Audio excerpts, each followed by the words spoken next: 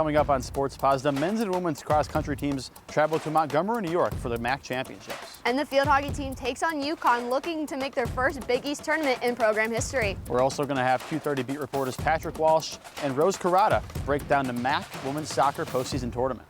All that and more coming up on Sports Paws, which starts right now.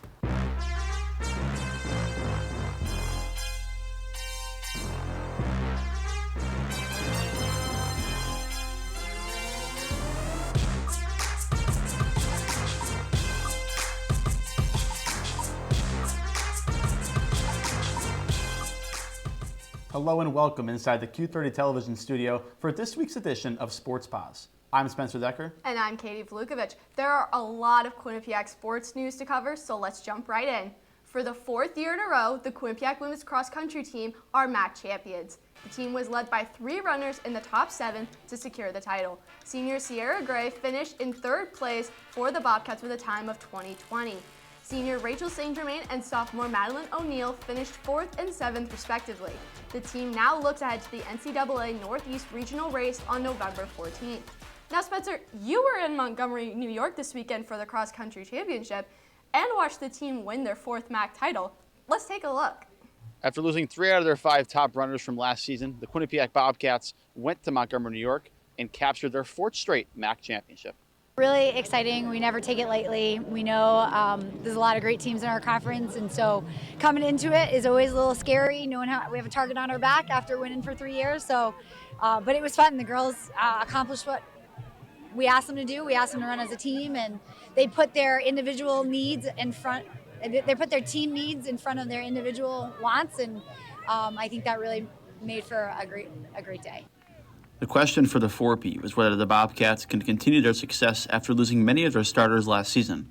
Well, the Bobcats did just that, only having 5 points higher than last season's total. I mean, we lost the last 3, and I mean, there is some doubt, like, we weren't be able to, people counted us out, but, like, everyone steps up, and I think that was the most important thing. All the freshmen are doing so well, and we have a strong pack of people, so we were all able to compete today. Quinnipiac's top 5 finished 3rd, 4th, 7th, 9th, and 13th, including Sierra Gray, who finished just 16 seconds out of 1st place. It was awesome. I mean, I always trust the process, and I mean, the past few weeks it's been challenging, but I was able to put it out today and help the team out, and everyone pushed each other, and it was great. However, this is a Bobcat squad that might be celebrating a championship now, but is excited to travel to the Northeast Regional to show off what they have against teams outside the MAAC. Yeah, I mean, our goal is to get our highest finish ever at regionals and put Quinnipiac on the map in the region, and we just got to keep this team healthy and going forward, because I think the girls are really ready to have a great end of the season. Now the Bobcats will be in a familiar place than they were last season, up in Hopkinton, New Hampshire for the NCAA Regionals. Reporting from Montgomery, New York for Q30 Sports, I'm Spencer Decker. The Quinnipiac men's cross-country team raced just half an hour later. The Bobcats finished 8th out of 13 teams at the MAAC Championships, 3 places higher than last year's 11th place finish. Sophomore Alex Saldana was the top runner for the Bobcats, finishing 32nd in the meet with a time of 25:24 in the 8-kilometer race. Behind him was first-year Shepard Livingston, who finished 59th. Quinnipiac will be back for one more race at the NCAA Northeast Regionals in Hopkinton, New Hampshire. This past Friday, the Quinnipiac field hockey team battled the UConn Huskies for a spot in the Big East playoffs. Bobcats looking for 2 firsts in this game, beating UConn and making the Big East tournament for the first time in program history. Starting in the first quarter, Mo Quayle gets around a defender and keeps the ball heading up the far side of the turf. From a weird angle, take a shot, and she scores. It's her 7th goal of the season, and the Bobcats are up 1-0. In the second, the ball gets to the stick of Juana Garcia. She disses the ball in front for Lene Buhays, and she makes a great move to beat Christina Torres. UConn gets the equalizer, and they are right back in this game. Later on, the Bobcats on a penalty corner attempt. Cameron Brower sends the ball to Francisca Escoyes, and she rips the ball towards the goal. Escoyes' Big East leading 13th goal of the year to give the Bobcats the lead back. Into the 4th quarter, UConn tied it up moments before this penalty corner attempt, and it's Sol Simone on the insert. Beautiful pass from Fien Hollander to A.B. Davidson, and UConn takes their first lead of the game with almost 10 minutes left. 4 minutes later, another UConn penalty corner. Simone sends it to Olivia McKenna, and she fires a rocket past Christina Torres. Back-to-back goals for the Huskies, making it 4-2. One last-ditch effort for the Bobcats, but that would be all she wrote. UConn completes the comeback for the 4-2 win. Quinnipiac stays winless against UConn and misses the Big East tournament for the 10th straight season. After their loss to UConn, Q30 field hockey beat reporter Olivia Gruber has the recap of the team's season. The Quinnipiac field hockey team lost to the UConn Huskies with the score of 4-2 in their last game of the season. That would end the Bobcats season with an overall record of 10-8 and an overall conference record of 2-5. Across the board, just extremely proud of this group. And again, to bring 10 wins back to this program for the first time since 2013 is huge, and we're going to hold on to that for quite some time. With the Bobcats ending the season with a positive record, Nina Klein had only positive things to say about it. I would say gritty. This was a team that came in, coming off of a season last year where we only had 2 wins, and then we're winning at halftime in our final game against UConn. Going into this season, the team has completely transformed. It's been night and day. I mean, we're fighting for an overtime, or not overtime, it was regulation at Holy Cross.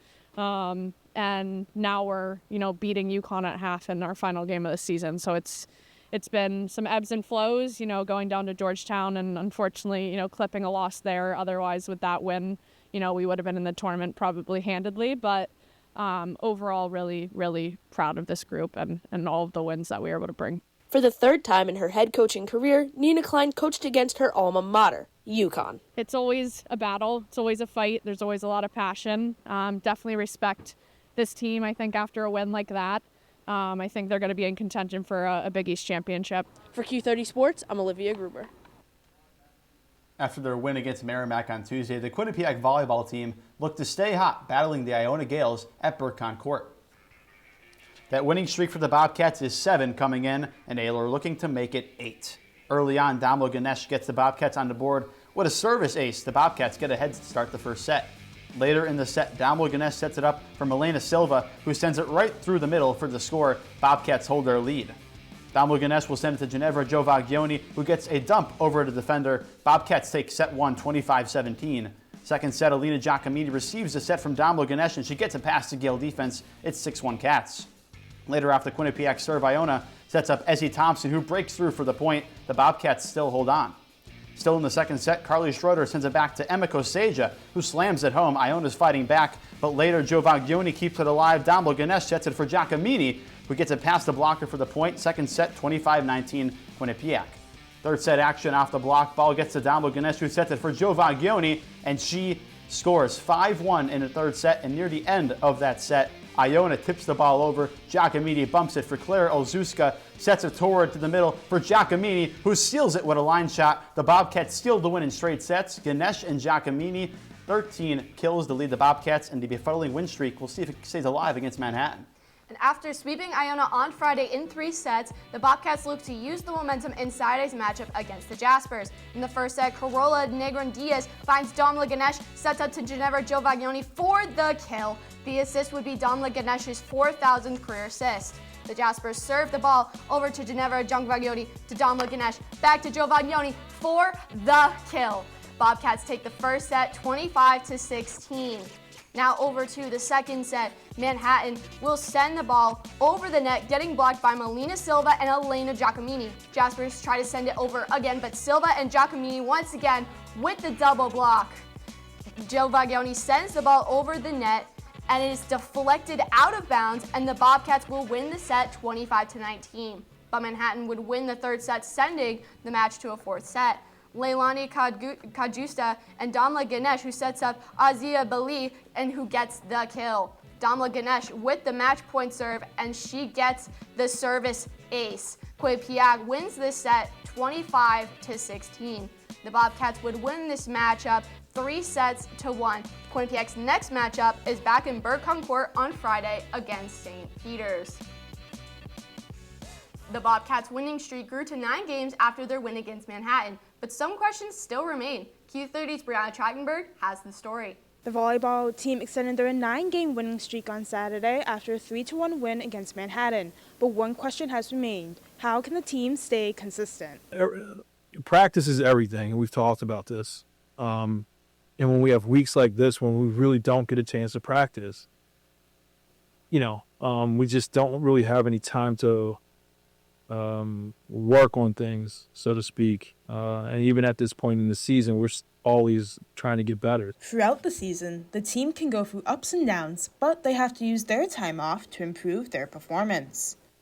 What I did just talk to Dom about was that we have to run the offense a lot better. I think we're still smoothing out some rough patches when we now inserting G into the starting lineup. But I'm not worried about that because she's G and she's reliable, and we just need to clean it up. But I think that'll happen throughout practicing time. So that's what I'm looking forward to.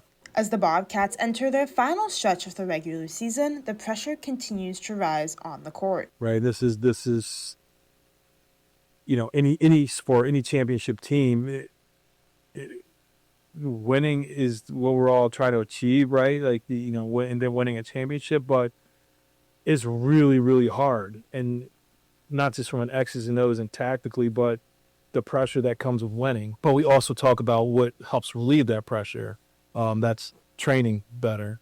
That's, just sticking to the basic things that's got us here, not try to reinvent the wheel. The Bobcats will take this next week of practice to focus on making their playing more consistent as they prepare for their game on Friday against St. Peter's. Reporting for Q30 Sports, I'm Brianna Trachtenberg.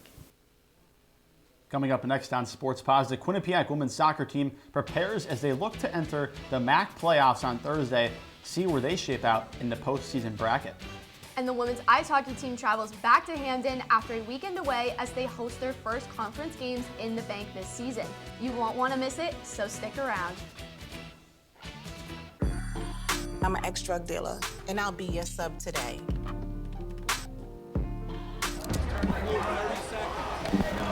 Two milligrams of fentanyl can be lethal. A lethal dose is in here. Who gets it, I won't know. It's cheap, it's potent, and it's profitable. The sad reality is fentanyl is being mixed into everything now. More kids should know.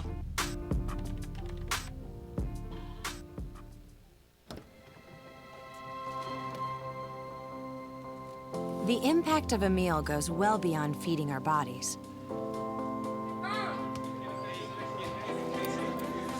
Because when people are fed, futures are nourished. Everyone deserves to live a full life. And with your help, together we can end hunger. Join the movement at feedingamerica.org/actnow.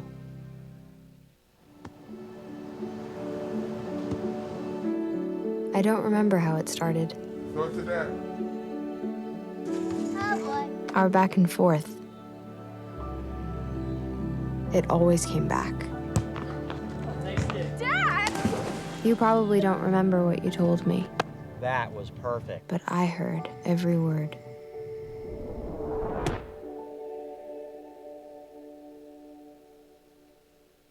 Do you enjoy debating Quinnipiac sports? That's all flash, no pass. She didn't net it in the back of the net. That's not even a goal. What are you doing pulling out rhymes? Brady, that's like a crossover with a missed layup. Bobcat Breakdown is the place for you, with debate, analysis, and so much more. Mate Marinov. He is good, but oh man, is he bad. And That team is amazing. How do you not put Fairfield women's volley? Tune in to Bobcat Breakdown every Tuesday night at 9:30 p.m. on Q30TV.com/watch. Welcome back to Sports Paws. The Quinnipiac women's soccer team ended their regular season last Wednesday. The Bobcats battled the Manhattan Jaspers and got on the board early when Morgan Pupo scored an unassisted goal in the 5th minute. There would be no more scoring until the 87th minute when Addison Earl scored her second goal of the year to solidify the win.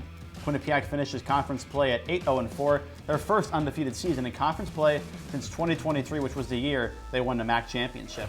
And speaking of the MAAC playoffs, Quinnipiac will be playing in the semifinals. Q30's women's soccer beat reporters Patrick Walsh and Rose Carrata preview Quinnipiac's MAAC semifinals game against the Canisius Golden Griffins. Thanks, guys. Alongside Rose Carrata, my name is Patrick Walsh, and we are going to be breaking down the MAAC women's soccer tournament bracket going into the Quinnipiac semifinal matchup on Thursday at 1 p.m. The Bobcats will take on the Canisius Golden Griffins after the team from Buffalo took down the Marist Red Foxes on Sunday. Azira Fagan scored the only goal, while goalkeeper Chloe Saros had 3 saves on 7 shots faced. Also on Thursday at 6 p.m., the 1-seed Fairfield Stags will host the Sacred Heart Pioneers in the Battle of Fairfield for a spot in the MAAC Championship.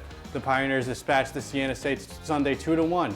Siena took the lead 25 seconds in on a goal by Brianna Neary, but 2 unanswered goals by Sacred Heart's Riley Pettigrew in the 25th and 85th minute led the Pioneers to a win. Quinnipiac previously defeated Canisius 2-0 at home on October 11th and beat them in last year's MAAC semifinal by a score of 3-1. Despite the previous experience against Canisius, Patrick, what do you think the Bobcats have to do well against the Golden Griffins to get the win? Well, first I would say score early, score often. The Bobcats have been really good at getting the ball in the net within the first 20 minutes of the game. They've had a lot of 2-0 wins. I'd like to see them get a 3-0 win maybe. Secondly, I would say defensive pressure. I think the team has done a really good job this season of locking down the team's offense. Madison Alves has been a big part of that, the preseason All-MAAC second team member. She really does a good job of chasing down those big forwards, really preventing quality offensive chances. Thirdly, I would go with one of Dave Clark's big principles for the team, which is first 5, last 5, really controlling the first 5 minutes of half and the last 5 minutes of half. That's where you see a lot of the tone set. But the Bobcats need to gel well together to get the win. Rose, who do you think needs to step up for the Bobcats? It's such a difficult question, Patrick, because there are so many standout players on this team. But if you ask me a player that I think needs to step up, I might go with Clara Bankston. Her play style is a little bit I'd say the opposite is selfish. I think there are times when she needs to take more chances, push harder. Been a little bit tough. We haven't seen as much from her as we saw last season. Patrick, do you think this team needs to make the NCAA tournament in order to consider this season a success? I would say yes. I mean, I think the goal of every single team once they start in the preseason is to make the postseason, the first and foremost goal. I think the Bobcats, they lost to Fairfield 1-0 last year's MAAC Championship. I think that although it's been a very good season for the Bobcats, I think we've seen a lot of development of younger players. It is very important for them to make the NCAA tournament and really kind of continue to develop, as you said before, a very young team that Dave Clark has. Once again, the Bobcats will host the Canisius Golden Griffins in the MAAC semifinals this Thursday at 1 p.m. For Rose Carrata, I'm Patrick Wallace. Back to Katie and Spencer at the desk. After the end of a historic regular season, multiple Bobcats were given All-MAAC honors. Senior defenseman Madison Alves and senior forward Morgan Cupo were named to the All-MAAC first team. First-year defense Corey Anderson made the All-MAAC second team, and sophomore goalkeeper Olivia Jarvis was named to the All-MAAC third team. The Bobcats will now prepare for their MAAC semifinals. On Friday, the number 7 Quinnipiac women's ice hockey team continued ECAC hockey play against Union, looking to bounce back after their loss to Brown. Conference play continues for the women's ice hockey team as they battle the Union Garnet Chargers to start the weekend. Felicia Frank in net for her 10th start in 11 games. Into the first period, Tessa Holk is going to do a handoff to Laurence Fournette, who does a cross-crease pass back to Tessa Holk. An easy lane to put Quinnipiac on the board just 2.5 minutes into the game. Bobcats up 1-0. Later in the period, Emerson Jarvis skates into the slot and will pick up her own rebound and fire it home despite a diving effort from Monja Wagner. Quinnipiac up 2-0 after one period. Into the second, Kaylin Lamarche takes the risker just inside the zone and roofs it. It's her 13th goal of the season. Quinnipiac is up 3-0, and just minutes later, a shot from Zoe Ewens finds Laurence Fournette, who can't fire it home, but it goes to Tessa Holk. She cannot be stopped. It's her second goal of the game. The Bobcats are up 4-0. In the third period, Quinn Dunkel snipes a heater right past Felicia Frank, and that is what gets the Garnet Chargers on the board. It is still 4-1 Quinnipiac, but the scoring would continue. Kayla Lamarche says hello with a 5-hole ripper, make it 14 goals on the season for her, which ties the NCAA lead for goals, and went 9 minutes to play. Tessa Holk, hunting for a hat trick, goes high glove side to beat the goaltender. She gets her first career hat trick to put the icing on the cake for Quinnipiac. It is a 6-1 victory for the Bobcats as they get back in the win column. Quinnipiac limited Union to 11 shots on goal. They'll be back in action on Saturday against RPI. The 6-1 win against the Garnet Chargers has proved that the women's ice hockey team's offensive strength this season. Q30's Christina Semenes has more. Last weekend, the Quinnipiac women's ice hockey team was shut out by Brown for their first loss of the season. This Friday, they scored 6 goals against the Union Garnet Chargers, 3 of which came from senior Tessa Holk's first career hat trick. Feels super good, I can't lie. It was a nice feeling. I mean, everyone wants a hat trick, of course. I mean, it's always nice to get, but yeah, it felt super good. But Holk couldn't get her first career hat trick without her teammates. Each of her 3 goals on the night had both a primary and secondary assist. Yeah, I mean, I could not be doing what I'm doing without them. I think it's pretty obvious. I mean, they're setting me up left and right, and like I said, I couldn't do it without them, so huge thanks to them. Her line mate, Kaylin LaMarche, spoke to how much she thinks Hulk deserved this moment. You know, she's just amazing, and it's nice to see her get rewarded for how hard she's working and the amount of work she's put into this program. Head coach Cass Turner attributed Hulk's confidence to her growth during her time at Quinnipiac. Playing center, I feel like she's in the middle of the ice a lot more than she was on the wing, and it's allowing her to use that speed, but nice to see her finish today too. The Bobcats are back in action tomorrow at 3 p.m. when they face off against the RPI Engineers for Youth Hockey Day. Reporting for Q30 Sports, I'm Christina Tsimenis. After their win against Union, the Bobcats faced the RPI Engineers on Saturday. Quinnipiac defeated RPI 8-0, earning their third shutout so far this season.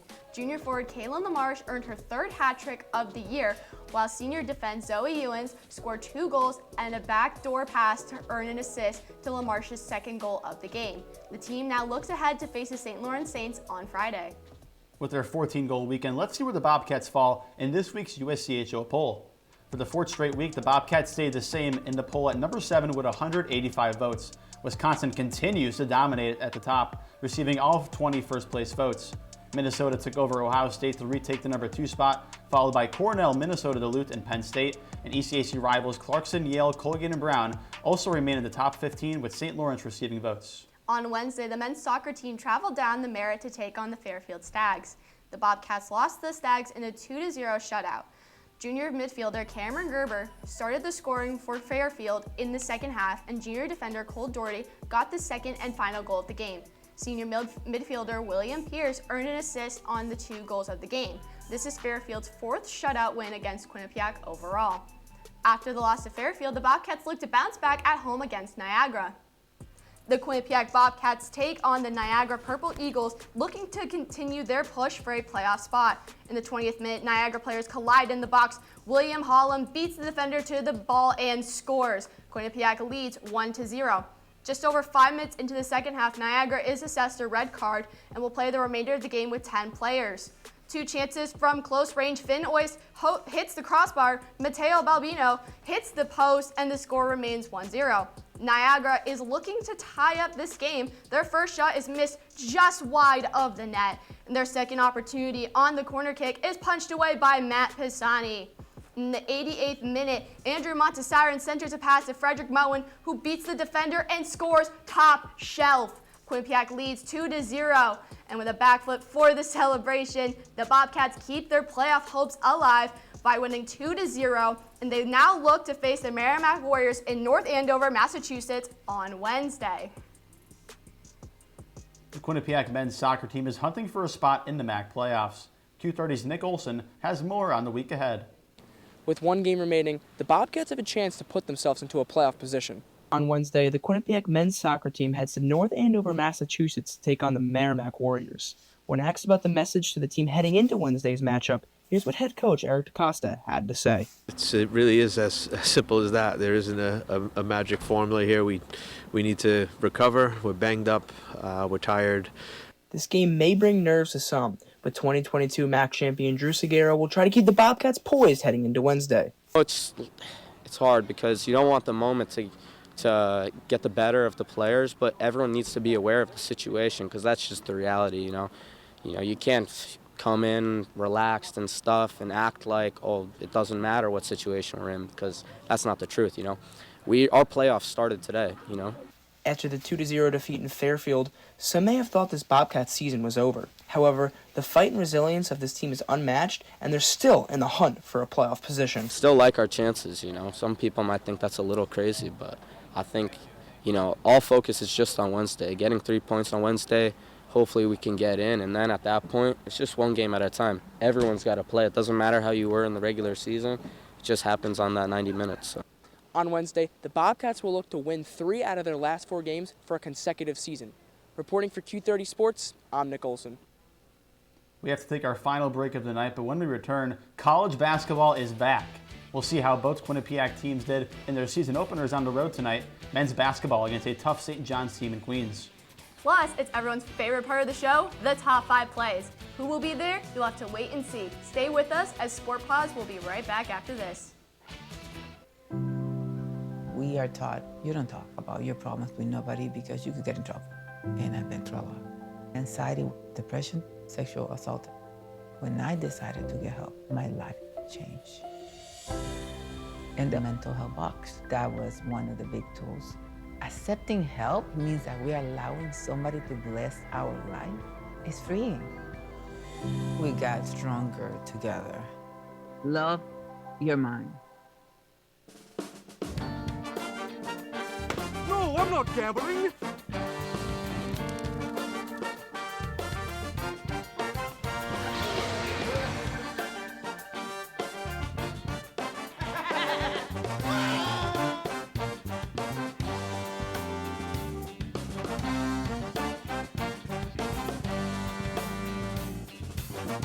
Live from the piazza, it's Quinnipiac tonight! Life's daily battles are not meant to be fought alone. We're not powerless, so long as we don't lose sight of what's important. Don't be afraid to seize that moment to talk to your friends. Cloud, you okay? Because checking in on a friend can create a safe space. The first step on our new journey. You coming? Reach out to a friend about their mental health. Seize the awkward. It's totally worth it.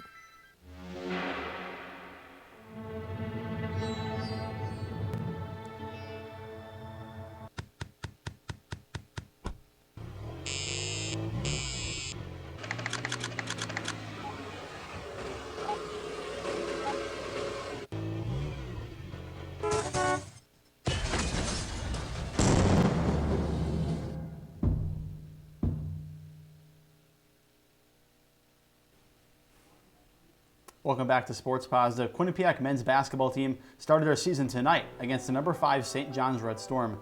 In the national TV matchup, the Bobcats did not get the result they hoped for with a 108-74 loss. First-year guard Keith McKnight and sophomore guard Jaden Zimmerman tied for the team lead in points with 19, and the MAAC preseason player of the year, Amari Monroe, earned 10 points in the game. Quinnipiac will return to Hamden on Thursday for their home opener against Central Connecticut State University. The Quinnipiac women's basketball team also started their season tonight against the Boston University Terriers. The Bobcats came out strong against the Terriers, earning a 10-point win with a final score of 65-55. 7 Bobcats scored in the win, with captain Jackie Grisdale leading the pack with 17 points. Carson Martin, Sydney Ryan, and Anna Foley all reached double digits in points as well. The Bobcats will travel down to New Jersey on Thursday to continue their season against Rutgers. After having a week off, let's see if the Quinnipiac men's ice hockey team had any movement in the latest USCHO poll. Quinnipiac jumped to number 5 in the country, their highest ranking since February 5th of 2024. Michigan State and Michigan stayed put, with the Spartans receiving 42 first-place votes. Penn State moved up to number 3, receiving 3 first-place votes, followed by last year's national champion, Western Michigan. There was a lot of movement in the poll, with Boston University dropping from 5th to 12th and Boston College falling from 11th to 18th. And you know, Katie, this past weekend, NASCAR wrapped up their regular season with the Championship 4, but I really wish they just had the top 5 drivers. Spencer, did you say top 5? Do you know what that means? I think so. It's time for the top 5 plays. Let's roll them. Heading to Burcon Court for play number 5, Dominic Ganesh passes the ball to Ginevra Giovaglione for the kill. Ganesh records her 4,000th career assist on the play. Play 4 at M&T Bank Arena. Zoe Ewens carries the puck into the zone and sends a dime over to Tessa Hulk. Ewens had 3 points in the win over the RPI Engineers. Play 3, same game. Kayla LaMarche dangles around the defender, gets by another one, and rips one bar down. That was her hat trick goal as the Bobcats cruise to an 8-0 win. Back on the courts for play 2, Domlo Ganesh, a one-handed set through her twin Yammer Ganesh, and she sends a rocket over the net. Check out the replay and look at the control to keep it alive. The Bobcats win in 4 sets. Play 1 on the ice, Tessa Hulk drop pass to Laurence Ferrant. Ferrant gets around the defender and dishes the puck to Hulk for an easy tap-in. Look at the replay. Ferrant's move, great move, better pass, backdoor, and the Bobcats win 6-1. Now, Spencer, the Bobcats, our men's ice hockey team, is facing the Alaska Fairbanks on Tuesday. What do you hope to see from them this week? Yeah, it's a rematch of that icebreaker tournament where they lost. I expect a high-power offensive game. The Bobcats could probably take this one in a close manner. Well, that is all the time we have for tonight. Thank you to the producers and everyone working hard behind the scenes for making the show come to life. Make sure to stay up to date on everything Quinnipiac Sports on Instagram and X at Q30 Sports. Also, check out our website at q30tv.com. For Katie Valutkevich, I am Spencer Decker. Enjoy your evening, Bobcats.